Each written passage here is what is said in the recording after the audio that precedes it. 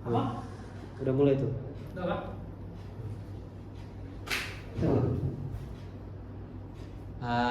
Geser lagi. Ini. Ya itu. Oke. Oke. Mulai. Tunggu. Oke. Mulai dulu ya. Oke. Selamat siang semuanya. Saya Niko Medesnanta. Di sini saya akan mempresentasikan hasil penelitian saya beberapa tahun silam. Jadi penelitian saya dengan judul identifikasi potensi tanaman hias di zona riparian Kebun Raya Sambas, Kabupaten Sambas. Selanjutnya, oke, baik. Berikut outline dari presentasi saya. Yang pertama itu pendahuluan. Di bagian pendahuluan ada latar belakang, terus ada rumusan masalah, tujuan penelitian, manfaat penelitian. Terus di tinjau pustaka itu ada landasan teorinya. Terus di bagian metode penelitian, lokasi dan waktu. Terus ada alat dan bahan, tahap penelitian dan analisis data. Terus lanjut ke hasil penelitian. Di hasil penelitian nanti akan saya lampirkan mengenai jumlah family, jumlah jenis dan juga potensi. Tunggu dulu, cut. Maksud suara tadi. Astaga. Wah, kok dia man? Enggak, aku kaget. Nasi gue semua matikan, cut aja nanti. Coba. Ulang. Kenapa begini juga presentasinya? Biar aja. Jelas sekali. Asal masalah, Cok. Oke. Geser lagi, geser. Nah, itu. Kalau nggak Ya.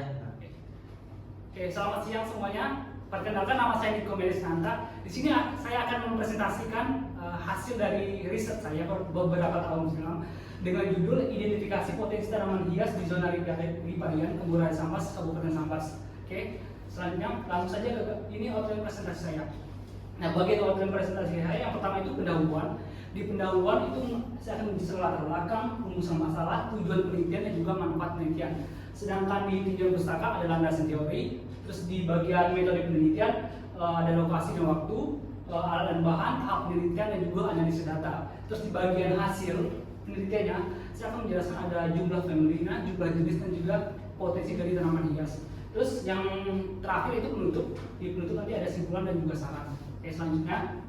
Nah, berikut adalah pendahuluan. Jadi ada beberapa poin yang melatar belakangi dari penelitian saya. Yang pertama itu ada hutan sendiri. Jadi terus ada Kebun Raya Sambas, zona riparian dan juga tanaman hias itu sendiri. Jadi penelitian saya itu dilaksanakan di Kebun Raya Sambas dengan jumlah di Kebun Raya Sambas itu dengan luasan kurang lebih 300 hektar, memiliki 3 tipe hutan. Yang pertama itu hutan dataran rendah, hutan rawa dan juga hutan riparian. Jadi untuk riset saya sendiri saya mengambil tempat di bagian riparian yang tersepadan di sungainya dengan luasan 97 hektar. Nah, di sempadan sungai atau daerah riparian itu memiliki beberapa jenis vegetasi, baik dari singkat semai, pancang, tiang dan juga tanaman bawahnya seperti itu. Jadi salah satunya itu tanaman hias seperti itu.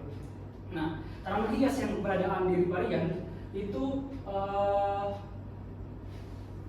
untuk jenis yang masih belum teridentifikasi, jadi perlunya melakukan penelitian mengenai tanaman hias sehingga datanya nanti dapat terdokumentasi dan dapat dipublish seperti itu. Selanjutnya, oke, berikut rumusan masalah. Jadi rumusan masalah di penelitian saya dan yang pertama itu ada apa saja sih jenis tanaman hias yang terdapat di zona riparian Kebun Raya Sambas, Kabupaten Sambas. Terus yang kedua itu bagaimana potensi dari tanaman hias yang terdapat di zona riparian Kebun Raya Sambas tersebut seperti itu. Selanjutnya, begitu tujuan. Nah, tujuan dari penelitian saya yaitu untuk mengidentifikasi potensi dari tanaman hias itu sendiri yang terdapat di zona riparian Kebun Raya Sambas, Kabupaten Sambas. Terus untuk manfaatnya tentu memberikan informasi mengenai tanaman hias itu sendiri yang ada di zona riparian tersebut seperti itu. Oke, selanjutnya ikut tinjauan pustaka. Jadi tinjauan pustaka yang ada di penelitian saya yang pertama itu ada HBK, kawasan tumbuhan kayu, tanaman hias, identifikasi tumbuhan, zona riparian dan juga Kebun Raya Sambas. Selanjutnya, oke, berikut masuk ke metode penelitian. Di metode penelitian, jadi penelitian saya seperti yang saya sebutkan tadi, yaitu di Kebun Raya Sambas, tepatnya di Kabupaten Sambas, Kecamatan Subah, Kabupaten Sambas, dengan lamanya kurang lebih 4 minggu efektif di lapangan. Nah, alat yang bahannya saya gunakan pertama tentunya peta untuk melakukan untuk menuju lokasi penelitian, terus ada tali rafia untuk pembuatan nanti, terus ada roll meter untuk mengukur petaknya, terus ada parang tentunya untuk melintis, ada buku untuk menulis, terus ada kamera atau handphone nanti digunakan untuk dokumentasi, terus ada kompas, dan juga ada buku, tentunya buku identifikasi untuk mengetahui jenis tanaman hias yang saya amati. Terus selanjutnya, nah berikut tahap penelitian saya. Jadi di penelitian saya menggunakan metode systematic line plot sampling with random start. Jadi nanti secara plot pertama saya letakkan secara random, terus selanjutnya saya akan melakukan secara sistematik dengan pembuatan petak pengamatan. Habis itu setelah membuat petak pengamatan, maka saya lakukan pencarian untuk menjelajah petak yang saya buat. Terus jika ditemukan, maka saya akan langsung mengidentifikasi, melakukan dokumentasi yang ditemukan. Terus setelah itu saya akan menulis dan mengidentifikasi secara langsung jika tanaman hias yang saya temui langsung saya tahu jenisnya. Jika tidak ada, maka saya akan mengambil sampel, saya akan bawa, maka akan dibuat herbarium dan diidentifikasi lebih lanjut. Selanjutnya, nah berikut sketsa petak pengamatan saya. Jadi pengamatan petak saya ada 2 jenis. Untuk tumbuhan bawah sendiri ada 2x2.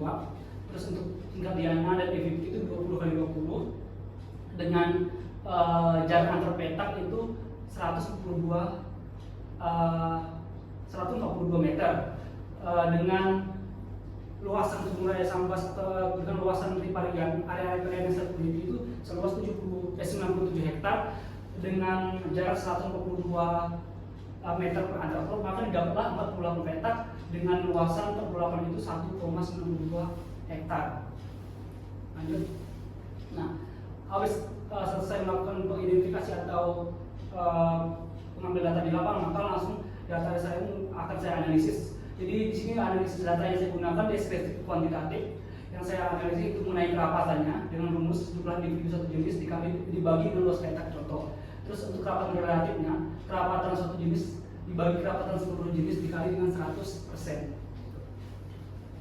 Oke, selanjutnya berikut hasil dari penelitian saya. Nah, untuk di tanaman hias liana dan pipit dengan petak pengamatan 20x20 meter didapatlah 21 spesies dengan 16 genus dan 6 famili. Sedangkan di tanaman hias tingkat bawah dengan luasan petak yang 2x2 meter yaitu didapat 6 spesies, 6 genus dan 5 famili seperti itu.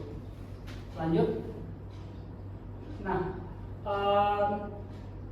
berikut hasil tanaman hias yang saya temui di 48 petak di ukuran petak 20x20.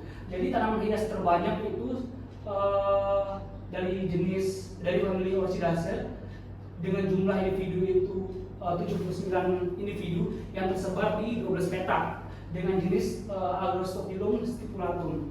Berikut dokumentasinya ini real di lapangan. Kebetulan pada saat dokumentasi saya melakukan penelitian, ternyata saya menemukan jenis bunganya yang berwarna putih seperti itu. Oke. Selanjutnya, nah sedangkan tanaman jenis terendah itu berasal dari famili Lycopodiaceae dengan jumlah individu hanya 2 individu dan terdapat hanya 1 petak dengan jenis Superzia plekmaria atau biasa disebut dengan paku ekor tupai. Oke. Terus, nah untuk di petak 2x2 saya menemukan yang terbanyak itu dari famili Lycocoreaceae dengan jumlah individu 24 individu dan tersebar di 4 petak dari jenis Taka Chantrieri. Ikutan jenis dokumentasinya. Lanjut. Oke. Sedangkan yang terendah di petak 2x2 itu dari famili Orchidaceae yang terdapat dalam 1 petak yang dengan jumlah individu itu ada 6 individu dari jenis Corymborchis veratrifolia seperti itu. Nah, kebetulan pada saat saya melakukan penelitian, dia tidak ditemukan adanya bunga. Bunga ini saya ambil di internet saja, tapi saya menemukan bunga yang belum mekar itu. Jadi berikut dapat dilihat ini merupakan salah satu jenis bunganya yang belum mekar. Lanjut. Nah, Berikut persentase kerapatan relatif tanaman hias yang terdapat di dua dengan tingkat bawah. Jadi dari diagram dapat dilihat yang paling banyak persentase kerapatannya itu dari jenis Stacca chantrieri dengan kerapatan 34%. Terus yang kedua itu paling banyak itu bahunya SP dengan 22%. Terus dilanjutkan Cladyrenia viridiflora dengan 13%. Terus lanjut ke Liqualatona dengan 13% juga. Terus di Alocasia zebrina itu 10%, dan yang terakhir itu Corymborchis veratrifolia dengan 8%. Selanjutnya berikut persentase jumlah individu kerapatan dan juga kerapatan relatif tanaman hias yang dipetak 20/20. Jadi yang paling banyak ditemukan yang saya bilang tadi yaitu jenis Agrostophyllum stipulatum. Sedangkan yang paling rendah itu Cuperzia pleumaria. Dapat dilihat diagram seperti itu. Lanjut. Nah, berikut dokumentasi hasil tanaman hias yang saya temui di 48 petak yang ada di kebun Sambas. Ini ada jenis Cuperzia pleumaria, terus ada Asplenium nidus atau bakau sarang burung, terus lanjut ada Amydrium medium, terus ada Liqualatona, ada Alocasia zebrina, ada Stacca chantrieri, terus ada Begonia sp, ada Scindapsus treubii, terus ada Nepenthes ampullaria, ada Nepenthes gracilius, terus ada Apendicula undulata, terus ada Sericostoma subulatum. Nah, ini Apendicula dan itu saya menemukan adanya bunganya, saya dapat bunga, terus ini juga saya dapat bunganya. Jadi jenis Apendicula dan Sericostoma ini saya mendapatkan bunga pada saat saya penelitian. Lanjut. Nah, Bulbophyllum marcarantum ini bunganya tidak dapat, ini saya dapatkan di internet. Terus ada Bulbophyllum vaginatum, ini juga tidak saya temukan bunganya. Lanjut. Terus ada Claderia viridiflora, terus ada juga Agrostophyllum stipulatum. Terus lanjut. Nah, terus ada Celogen asperata dan juga Celogen trinervis. Terus ada Corymborchis veratrifolia, ada Pipor crocatum.